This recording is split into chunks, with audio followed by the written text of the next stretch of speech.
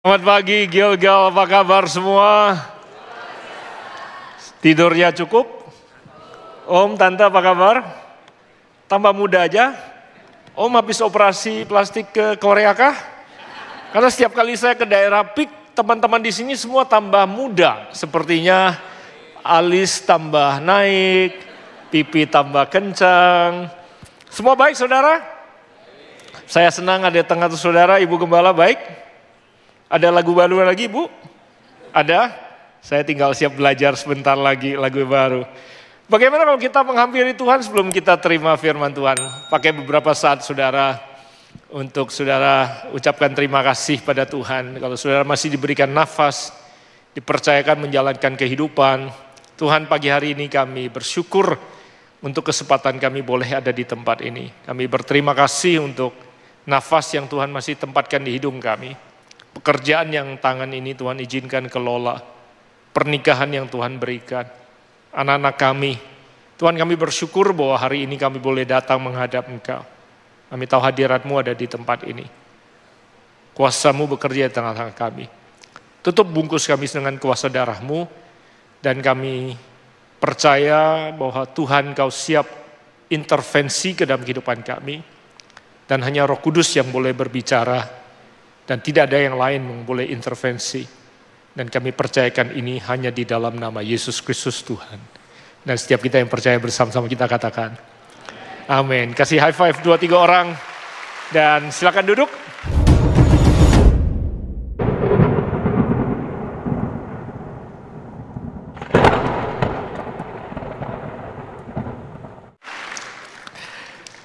Tema di gereja ini adalah growing deeper atau grow deeper, bertumbuh lebih dalam bersama dengan Tuhan. Dan tema atau judul yang saya berikan buat pembelajaran kita hari ini adalah Pure Heart and New Mind.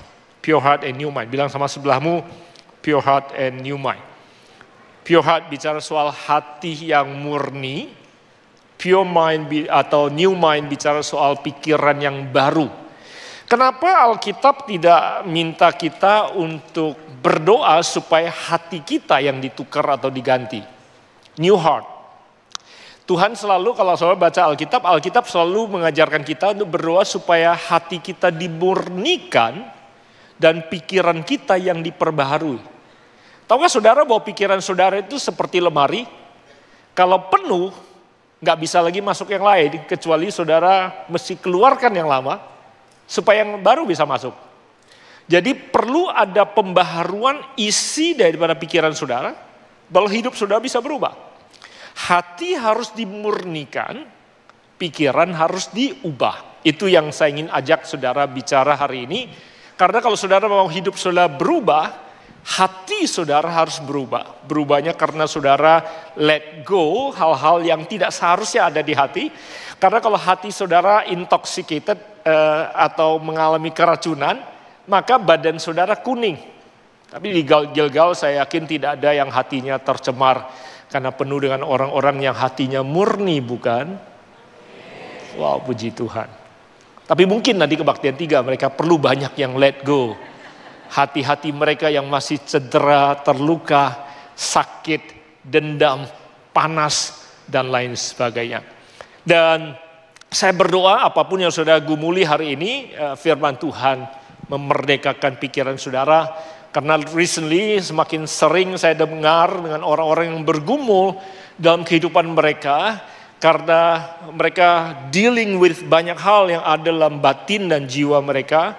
Menyebabkan mereka tidak bisa menerima apa yang Tuhan ingin atau Tuhan sediakan bagi mereka. Dan doa saya dalam waktu kita yang terbatas ini, Tuhan intervensi. Saudara bukan hanya mendapatkan kelegaan, tapi saudara bisa diberikan kapasitas untuk menerima apa yang datang daripada Tuhan.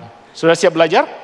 Nah, kalau saudara mencatat tadi judulnya sudah saya katakan Pure Heart, New Mind. Hati yang bersih, hati yang murni, dan pikiran yang baru. Kita mulai dari Kejadian pasal pertama ayat 26.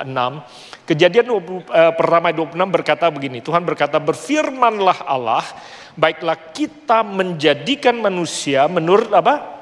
Gambar dan rupa kita, ayat yang tidak asing. Supaya mereka berkuasa atas ikan-ikan di laut dan burung-burung di udara dan atas ternak dan atas seluruh bumi dan atas segala binatang melata yang merayap di bumi. Allah berkata, baiklah kita menjadikan, semua orang bilang menjadikan. Kata kerja yang dipakai di sini adalah kata menjadikan, yang bahasa aslinya memakai kata asah. Bahasa Ibraninya asah. Artinya asah adalah to fashion, to prepare, or to make from existing material. Tuhan bilang, baiklah kita asah manusia, merancang manusia, membentuk manusia dari bahan baku yang sudah ada, yaitu tanah. Artinya di ayat ke-26 ini yang Tuhan rancang dan Tuhan desain dengan hati-hati adalah jasmaninya manusia. Dan jasmani saudara dan saya dibentuk dengan tangannya dengan pola gambar rupa Allah. Image-nya, citranya, polanya. Sama seperti orang bikin baju, kalau polanya seperti apa, hasilnya persis sama polanya. Pola saudara dan saya dibentuk itu adalah Tuhan. Jadi bukan versi dari hewan tertentu yang kemudian mengalami perubahan menjadi lebih cantik dan lebih baik. Bukan. Saudara dan saya diciptakan, dibentuk sesuai dengan polanya Tuhan, yaitu badan kita, bentuk kita segambar dengan Tuhan. Citranya Tuhan, supaya dunia kalau lihat saudara dan saya, mereka teringat kepada Tuhan penciptanya. Are you okay so far? Ayat 26. Ayat 27 meletakkan dasar supaya saudara mengerti mengapa kita perlu memperbaharui pikiran kita dan memurnikan hati kita. Ayat 27, maka, semua orang bilang maka. Maka apa? Allah menciptakan. Tujuannya karena supaya saudara dan saya berkuasa. Saudara dijadikan serupa dengan Tuhan, maupun saudara diciptakan. Nah, kata kunci berikutnya adalah diciptakan. Allah menciptakan manusia, diulangi lagi, serupa dan segambar. Jadi ayat 26 yang dijadikan adalah badannya. Di ayat ke-27 yang diciptakan adalah manusia batinnya atau manusia rohaninya. Karena kata menciptakan itu bahasa aslinya memakai kata bara atau created. Artinya to bring into existence something new.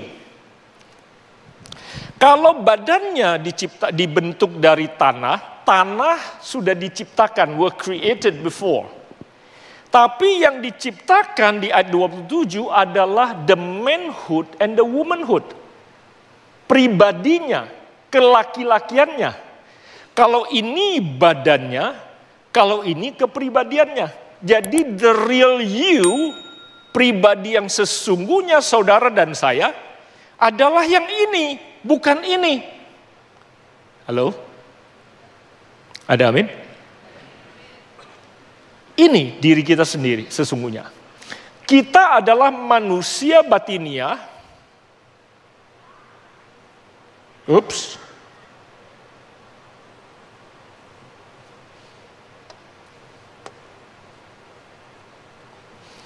Kita adalah manusia batinia yang tinggal di dalam tubuh jasmani.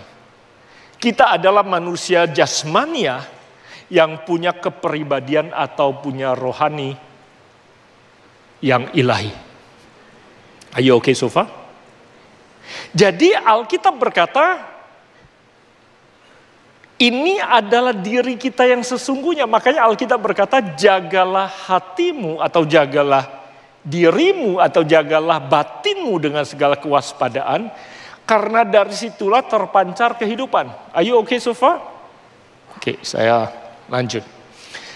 Tadi saya gambar terpisah bukan berarti kita dua pribadi. Kita satu pribadi yang jadi satu. Harusnya dua itu overlap. Harusnya dua ini bergabung menjadi satu. Tapi supaya bisa kelihatan, saya ingin menggambar sedikit berbeda. Kalau ini manusia jasmani,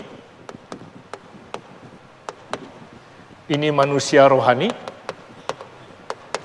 Ada interface atau yang menghubungkan antara manusia batiniah kita dengan manusia jasmani kita yang dunia Psikologi sebut sebagai manusia jiwani kita, yaitu di mana pikiran kita berada, perasaan kita, dan kemauan atau kehendak kita. Kita berpikir pakai otak. Otak kita ada di dalam jasmani kita, otaknya, organnya ada di jasmani.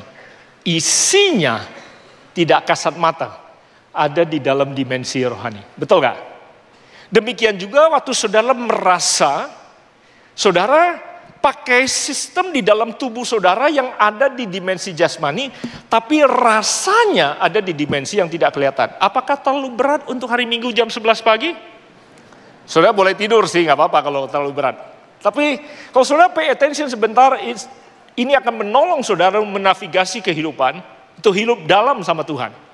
Tapi 10 menit pertama seperti kuliah sebentar. Kalau saudara mau berikan perhatian, saya percaya akan memberkati saudara. Nah, banyak orang bilang, aku sakit hati yang dipegang di sini. Semua yang pernah diputus pacar dan sakit hati, katakan, ampun. Sakitnya di sini, padahal hatinya di sini. Ini liver. Harusnya kalau sakitnya di sini namanya sakit jantung. Tapi kita tahu, saya terakhir kali ke sini saya bilang, medis sudah membuktikan jantung saudara punya daya ingat. Kenapa? Karena ada orang tua yang dapat transplantasi jantung anak muda, selera musiknya berubah. Selera makannya berubah. Aneh kan? Berarti yang punya daya ingat bukan cuman otak saudara, semua organ tubuh saudara punya daya ingat. Tahukah saudara bahwa medis sudah mulai membuktikan liver saudara punya daya ingat, empedu saudara punya daya ingat, karena kondisi batin saudara mempengaruhi jasmani saudara. Bahkan ada yang mulai meriset, kenapa batu bisa ada di empedu? Bukan karena makanan yang ada di hati, minyak saja.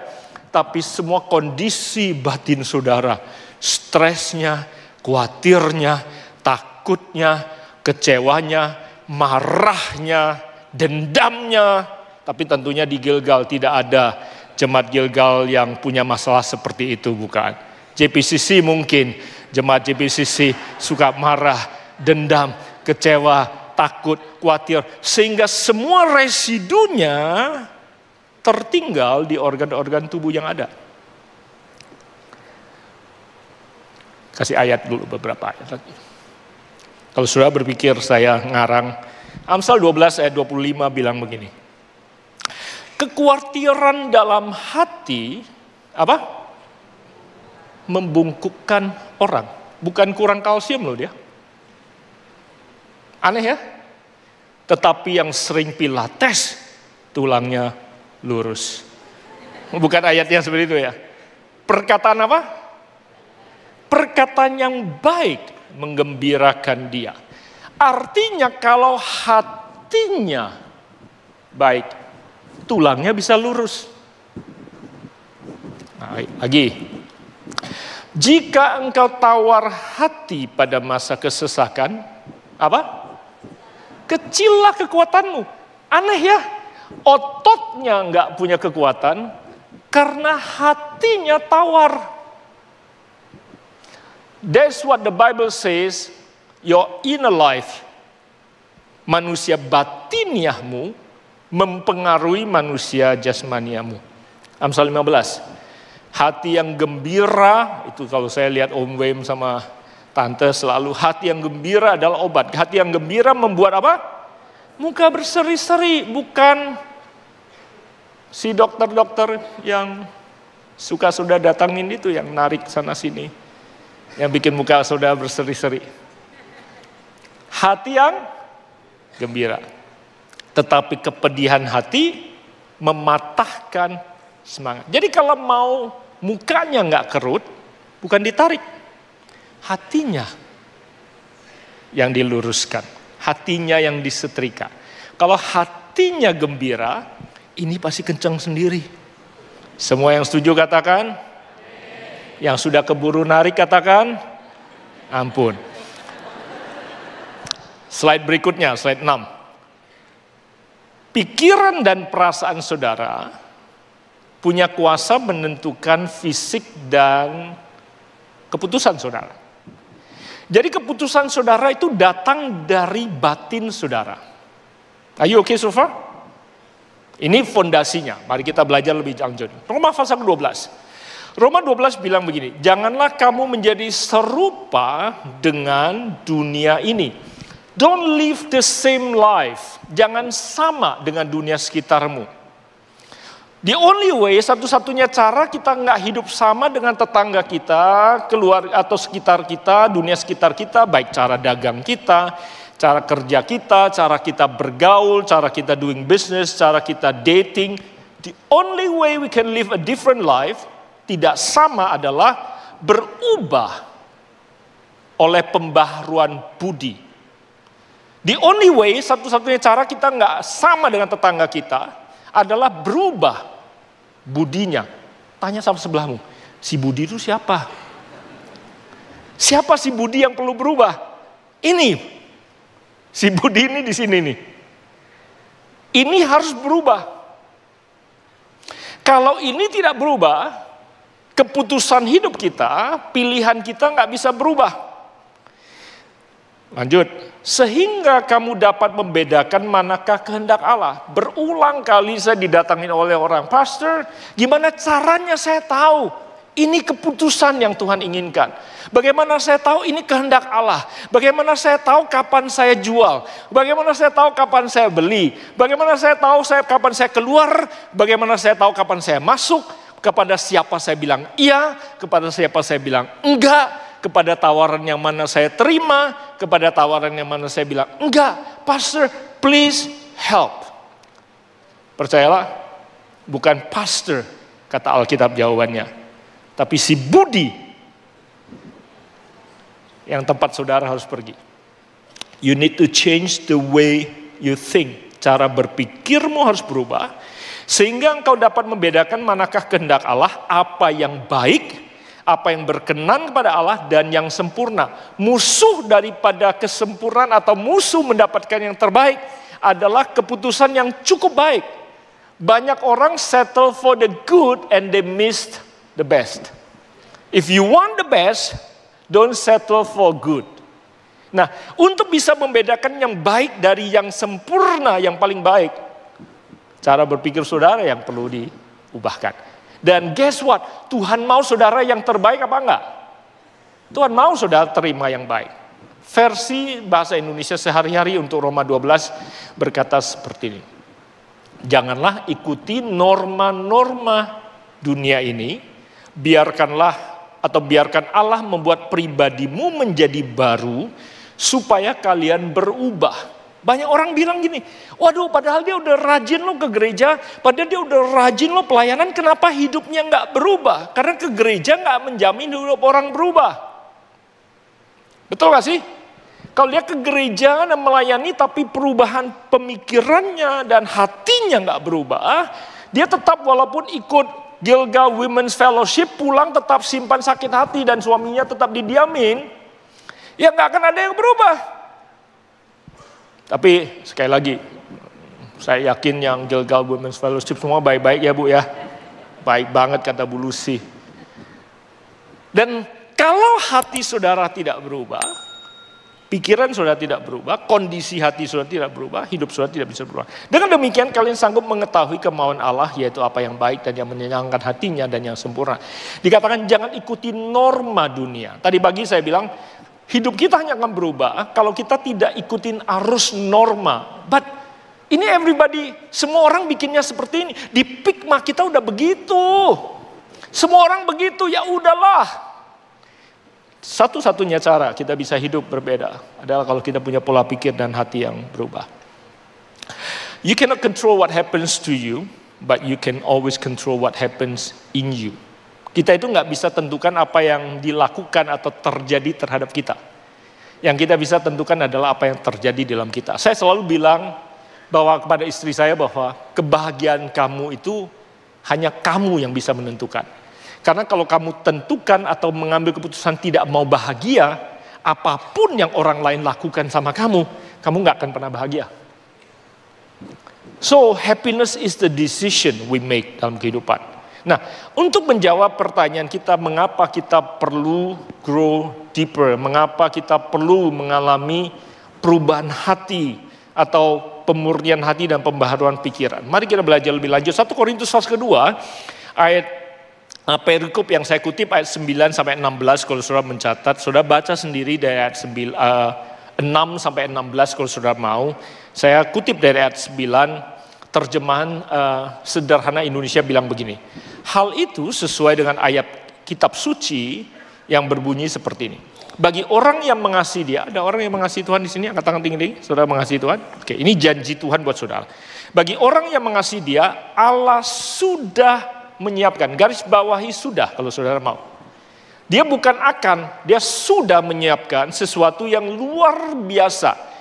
Tuhan sudah menyiapkan sesuatu yang bukan biasa-biasa saja. Semua yang masih menunggu pacar katakan puji Tuhan. Betul, Tuhan menyiapkan sesuatu yang luar biasa. Yang apa? Belum pernah dilihat, didengar, bahkan tidak pernah terbayangkan. Eyes have not seen, ears have not heard, mind have not imagined. Nah, mata ada di sini. Telinga ada di sini. Otak saudara ada di sini untuk saudara pakai berimajinasi. Dikatakan mata, telinga, otak saudara belum pernah nangkep. Tuhan sudah sediakan bagi saudara. Jadi kalau Tuhan sediakan bagi saudara, Tuhan ingin menempatkannya di sini. Kalau ini tidak ada tempatnya, maka keputusan hidup saudara tidak akan pernah bisa melihat apa yang Tuhan janjikan. Makanya waktu Tuhan janji sama Adam, kamu bakal punya anak. Tuhan ajak Abraham lihat ke bintang, imagine seperti bintang di langit. Lihat pasir, bayangkan seperti pasir. Coba bayangkan waktu Tuhan suruh Nuh bikin bahtera. Di mana Tuhan melukis? Bahteranya kalau bukan di sini. Ada perusahaan, ada lagu, ada mimpi, ada masa depan, ada janji yang belum pernah engkau lihat, belum pernah engkau dengar, bahkan belum pernah engkau bayangkan bisa terjadi. Tuhan sudah sediakan bagi saudara semua di hidup saudara. But, pastikan ada tempat untuk Tuhan taruh. Kalau tempat ini penuh dengan luka, sakit hati, kecewa, dendam, pikiran saudara penuh dengan banyak hal yang bikin saudara nggak bisa takut, nggak bisa tidur, khawatir, maka tidak ada tempat untuk ayat 9 janji yang Tuhan sediakan bisa menjadi kenyataan. Ayat 10. Sekarang Allah sudah menunjukkan, garis bawahi kata sudah, menunjukkan hal itu kepada kita melalui apa? Rohnya. Jadi messenger yang Tuhan kirimkan untuk saudara terima ini adalah rohnya. Karena Roh Kudus mengetahui segala sesuatu, bahkan rahasia Allah yang tersembunyi sekalipun. Orang yang tidak memiliki roh Allah tidak bisa menerima ajaran yang berasal dari roh Allah. Jadi saudara dan saya yang sudah menerima roh Allah waktu saudara terima Tuhan Yesus, waktu saudara ikut kelas New Life, waktu saudara dibaptis, saudara berkata, aku milikmu, biarlah engkau jadi Tuhan Juru Selamatku, datanglah tinggal dalam aku. Detik itu juga Roh Kudus tinggal dalam engkau. Korintus bilang, tidak tahukah engkau bahwa tubuhmu adalah bait Roh Kudus, bahwa Roh Allah tinggal dalam kamu. Detik itu juga Roh Kudus datang, dan Alkitab berkata sekali dia datang, dia tidak pernah meninggalkan kau lagi. Waktu saudara taat, dia di situ. Waktu saudara tidak taat dan bandel, dia pun tidak meninggalkan kau. Dia paling cuma bilang sama pikiranmu, jangan pergi ke tempat itu, jangan minum itu, jangan sentuh itu, jangan lakukan itu, jangan hidup dengan norma-norma seperti itu. Jangan, kalau saudara ngotot, dia nggak bikin kaki saudara nggak bisa gerak. Tempat yang tidak seharusnya saudara masuki, dia tetap ada di situ. Dan dia tidak tinggal di depan pintu dan membiarkan saudara masuk sendirian. Saudara pikir saudara pergi ke tempat itu, dia tidak ikut. Dia tidak hanya menyertai engkau di gedung gereja, Waktu saudara pergi ke tempat-tempat tertentu, dia bilang, don't go in there. Saudara maksa masuk, dia terpaksa masuk dengan saudara. Karena sekali dia datang, dia tidak pernah meninggalkan saudara kembali. Walaupun dia sedih, dia tidak pernah meninggalkan saudara. Orang yang tidak punya roh Allah tidak bisa menerima ajaran yang berasal dari roh Allah. Karena orang seperti itu akan menganggap ajaran tersebut sebagai apa? Kebodohan. Dia tidak mungkin mengerti, sebab ajaran dari roh Allah hanya bisa dimengerti dengan bantuan roh Allah. Nah, kalau telinganya dengar pengajaran, tapi pengertiannya tidak datang dari roh Allah, maka kita tidak akan punya pemahaman atau understanding. Dan bahkan menganggap semua yang didengar itu kebodohan. Apa? Lu ditampar pipi kanan, lu disuruh kasih pipi kiri. Gila, bodoh banget. Apa? Kamu disuruh kasih 10% dari apa yang kamu terima. Lu dibohongi pendeta lu. Habis di gereja lu lagi bangun yang gede banget tuh. Di Gilgal berapa tuh? Gilgal 4? Oh 2 ya masih ya? Saya udah berbuat aja ada Gilgal 4. Lu dibohongin kali. Ayat 15. Kita yang bersatu dengan roh Allah bisa menilai semua ajaran rohani. Tapi orang yang belum menerima hikmat dari roh Allah tidak mampu menilai apapun tentang kita. Hal itu sesuai dengan firman Allah yang berkata, manusia tidak mungkin mengetahui pikiran Tuhan. Tidak seorang pun mampu memberikan nasihat kepadanya. Oleh karena itu hal yang sangat luar biasa bagi kita adalah melalui roh Allah apa? Kita diberi kemampuan untuk apa? Berpikir seperti Kristus. Ayat 15, mundur sebentar, ayat 15 kalau boleh. Kita bersatu dengan roh Allah, itu kuncinya. Kalau saudara lupa semua yang saya katakan, ingat. Saudara bersatu. Waktu dia datang, dia menjadi satu dengan saudara. With your spirit, with the Holy Spirit, we become one. Itu dahsyatnya saudara. Waktu dia datang jadi saudara, satu dengan saudara. Saudara punya semua janji yang sudah disampaikan. Itu mengendalikan apa yang ada di pikiranmu dan perasaanmu. Kalau saudara kendalikan apa yang dipikiran dengan perasaan dengan bantuan substansi. Karena saya tahu ada banyak yang sekarang ini secara psikologi bilang, oh you're depressed. Karena your brain chemical nggak balance. Kamu perlu minum, karena lidah mulutmu di sini. Kamu perlu minum obat tertentu supaya your brain bisa stable. Kamu nggak bisa tidur, kamu perlu obat untuk menenangkan. Kalau saudara lagi terbang ke tempat karena jet, pesawat bawa saudara ke tempat yang jam di situ tidur, pada badan saudara masih ada di Indonesia yang belum tidur, saudara pasti nggak bisa tidur. Makanya saudara dikasih obat untuk menenangkan badan saudara supaya bisa istirahat. That is okay, itu namanya jet lag. Tapi kalau saudara ada di tempat yang seharusnya jamnya tidur, saudara tidak bisa tidur karena ini, saudara pakai obat, pertanyaannya, dosis itu tidak akan pernah berhenti, akan terus naik.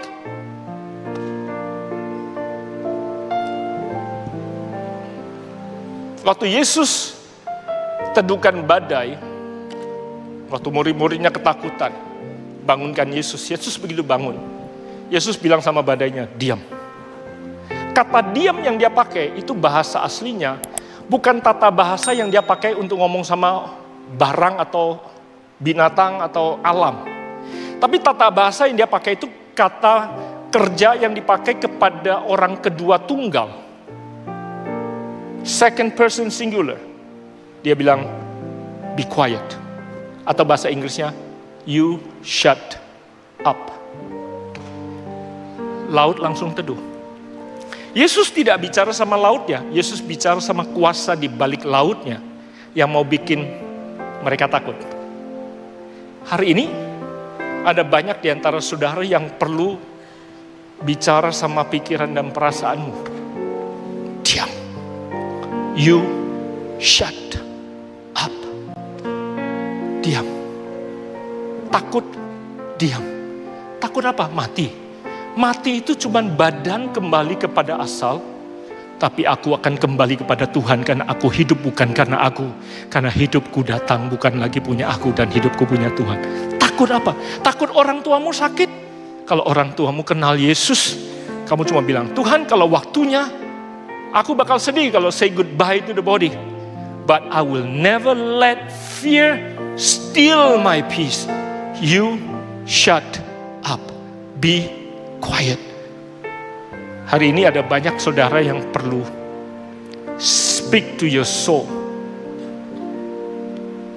Doa saya, minggu-minggu ke depan telinga sudah dengar firman. Firman itu mengubahkan cara berpikirmu. Kau terima firman, firman mengubahkan hatimu. Kalau ada luka, kecewa, marah, yang harus let go, pengampunan, jangan simpan. Jangan simpan di empedumu, jangan simpan di ginjalmu. You know what? Semua emosi itu sudah simpan somewhere in your body. Let it go. Doa saya, Roh Tuhan memerdekakan kau, menyembuhkan batinmu, menyembuhkan tubuhmu, menyehatkan jiwamu, dan memberkati hidupmu. Dan semua yang belum pernah kau dengar, belum pernah kau lihat, Tuhan sediakan bagi engkau, because you make space buat dia bisa melukiskan semua masa depan yang dia sediakan bagi engkau. Sudah terima sesuatu yang berharga? Bangkit berdiri bersama-sama.